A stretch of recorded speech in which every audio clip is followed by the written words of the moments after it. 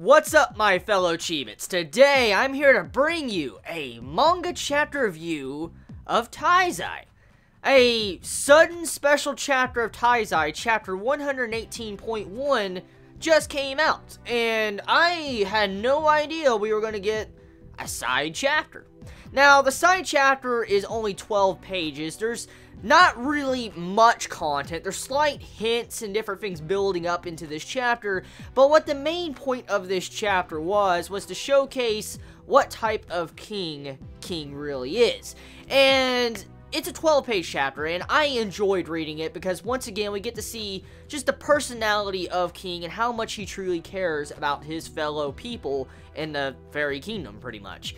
So, one thing I want to say, okay, with this chapter, it kind of plays into the finale, or the cliffhanger we got in the last chapter of Taizai. How King said, I'm a greedy king, and I will be selfish, and I will protect everybody, and stuff like that. That's kind of how King was talking in the cliffhanger of the last chapter. Well, in this chapter, this side story chapter, King pretty much gets, once again, that type of speech, but we get to see more in depth of how he thinks, or where he learned to kind of be a little bit selfish, or why he was selfish. And we get to see this, and I have to say, I really respect Nakaba-sensei for taking the time to do a side chapter, even though Nakaba-sensei has been doing so much already, because, I mean, seriously, Nakaba-sensei has put out 3 different side stories, worked on 3 side stories, as we know, Escanor, and then working on this, and then working on, the weekly Shonen Jump chapters. Just, it's incredible. It really is how Nakaba-sensei can continue dishing out these chapters. Very good work ethic. I really like that a lot. It reminds me of Hiro Mashima at some point. It really does.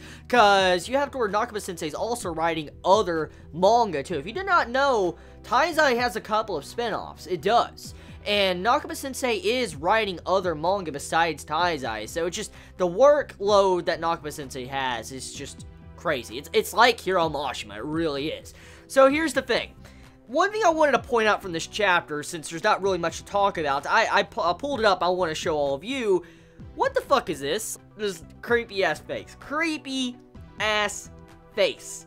So, yeah. Okay, so anyways, that's pretty much when it comes to this chapter. I mean, you get actually some hints, or a little bit of irony, actually, in this chapter with how Hellbrom and King talk. Like, when they're talking, you have it to where Hellbrom mentions the Giant Clan, and says the Giant Clan has fights, the tournaments and stuff like that to compete to see who will be the clan head and stuff like that. And then you had it to where King brought up and mentioned, like, I highly doubt I'll ever get along with a giant. That's ironic. That's just so ironic. That ironic dialogue, because King now is infatuated with Diane. So, yeah, I love that. Great chapter. Tell me your thoughts in the comments below. You all have a wonderful day or night wherever you live. Please be safe. Chibi out.